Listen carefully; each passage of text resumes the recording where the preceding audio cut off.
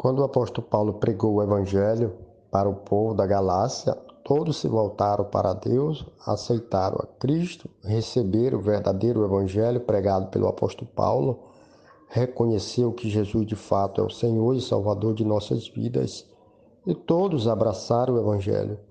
Todos creram nas promessas que Deus havia feito no Antigo Testamento, que Deus havia de enviar o Cristo, o Salvador do mundo, o Messias, que ele havia de nascer numa Virgem Maria, e após pregar o Evangelho, e depois ser morto, e logo em seguida Jesus Cristo havia de ressuscitar.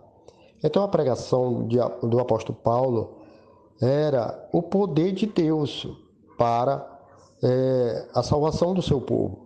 Ele pregava o Evangelho, ele mesmo declara: e não tenho vergonha do Evangelho de Cristo, pois é o poder de Deus para a salvação de todos aqueles que crê. Né? Então todos foram aceitos por Deus, recebendo este Evangelho pregado pelo apóstolo Paulo, e logo em seguida houve um problema muito sério lá naquela comunidade entre os cristãos de Gálatas. Entraram os falsos irmãos, os falsos pregadores, os falsos mestres, ali fazendo confusão com os crentes, que era aceito por Deus por meio da pregação de Paulo, a respeito da pregação da fé, de viver no Espírito, de andar no Espírito, de estar com Cristo, estar firmes na liberdade com que Cristo nos libertou. E todos estavam conscientes que eram perdoados por Deus, todos estavam conscientes que era salvo por Deus, por meio de Jesus Cristo, por meio do sacrifício realizado ali na cruz do Calvário. As pessoas estavam conscientes que a salvação se estende por meio de Cristo. Mas os falsos irmãos fez uma confusão ali, levando o povo a abandonar a fé, de andar no Espírito e viver segundo a carne, e deixar o verdadeiro Evangelho, caindo da graça, seguindo outro Evangelho. Por isso que o apóstolo Paulo declara no início da sua carta, dizendo: quem anuncia o outro Evangelho, quem prega o outro Evangelho, mesmo que desce o anjo do céu pregando o Evangelho diferente, é considerado maldito. Então o apóstolo Paulo ele cobra daquele povo que estava desviando da presença de Deus, abandonando a fé, abandonando o sacrifício de Cristo, abandonando o amor de Deus que é derramado por meio de Cristo, que é através da graça. O apóstolo Paulo ele faz muitas perguntas. Vocês foram salvos pela pregação da fé ou foi pelas obras da lei?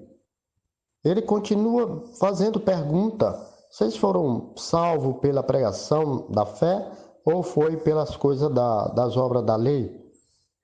Então, por isso que ele diz: como é que vocês querem voltar outra vez para os rudimentos e pobres e fracos? Como é que vocês querem voltar outra vez para o jugo da lei? Como é que vocês querem voltar de novo para a servidão? Esta é a pergunta do apóstolo Paulo. E ele declara muitas vezes, é evidente que pela lei ninguém é salvo. E ele continua dizendo que ninguém pode ser justo ou salvo mediante as obras da lei, mas sim mediante a graça pela fé, que nós somos perdoados e justificados e salvos. Ninguém é justo diante de Deus pelas coisas que nós façamos, através da circuncisão, através dos rituais, do sacrifício de animais, até mesmo todos aqueles critérios do Antigo Testamento. Nenhum dessas coisas justifica o pecador. Nenhum dessas coisas salva o pecador. O que salva o pecador é o sacrifício de Cristo, aquilo que Cristo fez por nós. Não é por aquilo que nós façamos, mas sim por aquilo que Cristo fez. Eu fiz até o comentário agora há pouco, aí no status, você pode observar. Então é assim que funciona. Esta é a pregação do apóstolo Paulo. Então ele leva ao grupo de cristãos que estava desviando do evangelho a voltar para a cruz de Cristo. Voltar outra vez para ser liberto por Cristo, aceitar Cristo como o único, exclusivo Salvador de nossas vidas, confessando os seus pecados. Confessando os seus pecados. e crendo somente em Jesus Cristo. Então ele continua confirmando, o apóstolo Paulo, ele declara que ele está morto para a lei, para viver para Deus. É que a comunidade deveria entender e fazer a mesma coisa, morrer para a lei e viver para Deus em Cristo Jesus, porque é Cristo que vive em mim, vive em nós, diz o apóstolo Paulo, não é nós que vivemos em Cristo, é Ele que vive em nós, porque foi Ele que morreu, foi Ele que ressuscitou, foi Ele que entregou sua vida por nós. Então, aí ele vai explicar a questão da fé, né? Ele vai explicar a questão da fé, que a lei não é da fé, mas sim pelas promessas de Deus. Aí ele vai explicar a respeito de Abraão. Abraão foi creditado como justiça, creu em Deus e foi salvo pela fé, certo? Então ele declara de sorte os que são da fé, são benditos com o crente Abraão. Então, os que são filhos de Abraão, que são da descendência de Abraão, são justificados pela fé. Não é pelas obras da lei, não é aqueles que andam segundo as obras. Aí ele vai explicar quem é que anda segundo as obras, segundo a carne. São aqueles que são da egípcia, da Agar, que são de Ismael. São estes que são das obras da lei. É os que são de Jerusalém de baixo. E nós, que somos de Jerusalém de cima, que nós andamos segundo o Espírito, que nós somos justificados pela fé, nós somos da linha de Abraão, da descendência de Abraão, da família de Davi, de sacerdote Melquisedeque. É nesta linha que nós estamos, que é a linha onde Cristo veio para nos salvar, certo?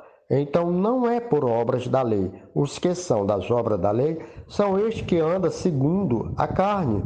São estes que são das escravas, ou seja, da escrava, que estão debaixo da lei. E nós não estamos mais debaixo da lei, porque Cristo nos resgatou da maldição da lei. Nós éramos da lei, mas agora nós estamos na graça por meio de Jesus Cristo para ser aceito por Deus e andar segundo o Espírito, porque o fruto do Espírito é amor e mansidão. Agora a circuncisão, agora é no coração. Paulo confirma, dizendo que a circuncisão agora é Cristo. Agora nós guardamos a lei de Cristo, porque Cristo trouxe um novo mandamento. Ele mesmo disse: novo mandamento vos dou, que ameis uns aos outros. Então, o novo mandamento se estende por meio de Cristo. O Novo Testamento se estende por meio de Cristo. A nova aliança se estende por meio de Cristo. O novo concerto se estende por meio de Cristo. Não é a velha aliança. A velha aliança não tem efeito mais, não tem validade mais e não pode fazer nada por nós. O que pode fazer por nós é a nova aliança que se estende por meio de Cristo. Amém?